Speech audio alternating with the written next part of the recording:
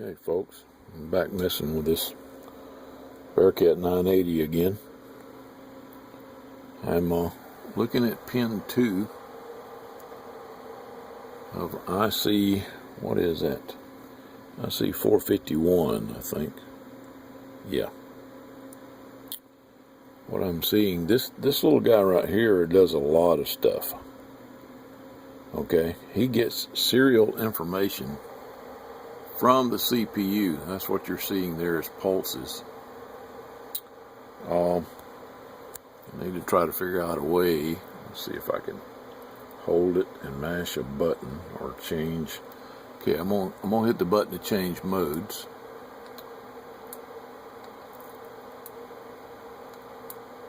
See that? That bright flash right there? He's getting a burst of data from the CPU.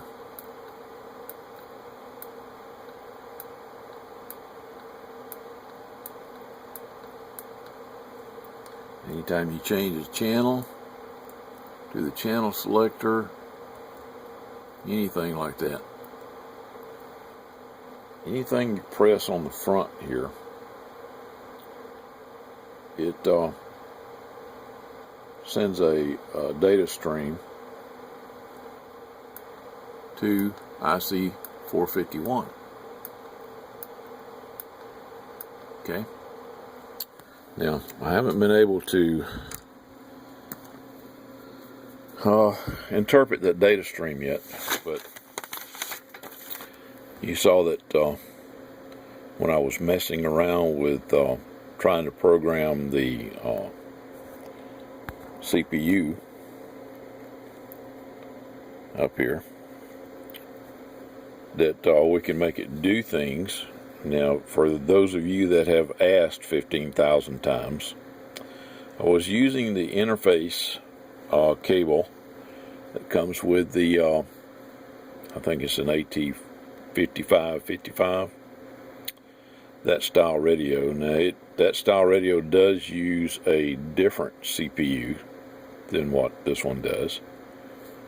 But also I was using a special type of software. That's an industrial software. Costs thousands of dollars. I know you guys are not going to have access to it. But anytime I made changes or whatever, the changes were great as long as the radio was powered on. But as soon as you turned the radio off and then turned it back on, the CPU reset itself and reloaded the firmware that was within it. So any changes you made just got wiped out, and apparently it's burned permanently into memory inside the CPU. Now, I had a couple of folks tell me that someone said the CPU had nothing to do with the frequency of the radio. Well, that's not correct. The CPU has everything to do with the frequency of the radio. Like I said, pin 2 of 451 is where the serial data stream comes in. But this guy, he switches to sideband, between upper and lower sideband. He sends signaling information. He does all kind of stuff. And for those of you who ask, trying to give you a good shot of where I connected the frequency counter. Okay, that's those are the 2 points. The orange wire goes there, the yellow wire goes there. Now, those are SMT transistors, so you need to be really careful if you go to hook those up. And then I came over here and picked up 8 volts for the power. And the ground goes there, you know, or any good can ground or whatever. And then the frequency pickup point, if I can get the camera to focus a little better, is right there on that test point. What is that? Test point 302. Move the camera out of the way. Yeah, 502 or 302.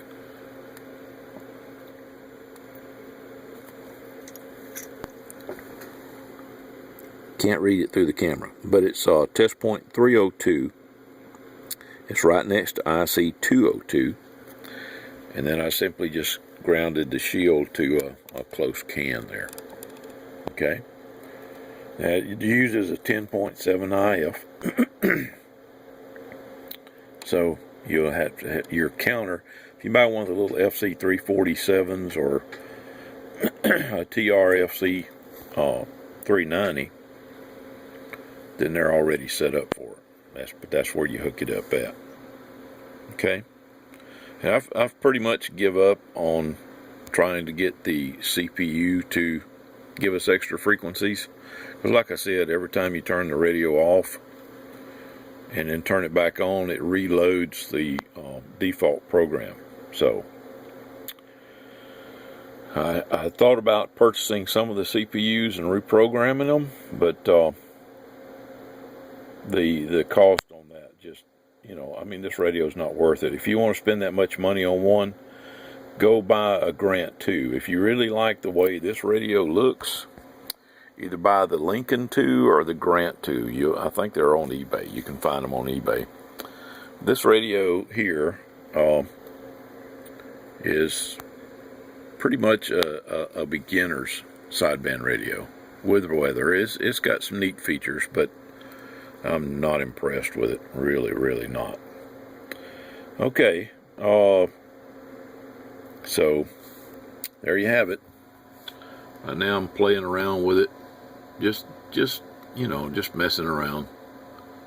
And I thought I would show everyone those that serial information coming from the CPU, mainly because folks told me that the CPU didn't have anything to do with the frequency. Well, if that's the case, then when you change the channel selector, this guy here wouldn't care. Somebody told me that that someone had said that the only thing it does is run the display on the front of the radio. It does do that, okay, but it sends signaling data to this chip to change modes and also to change frequency. Every time you turn that channel selector, you see a burst of serial information go there. All right. Okay, I'm playing around. I'm going to see if I can't find just a cheap way to get us some extra frequencies. I'll be back.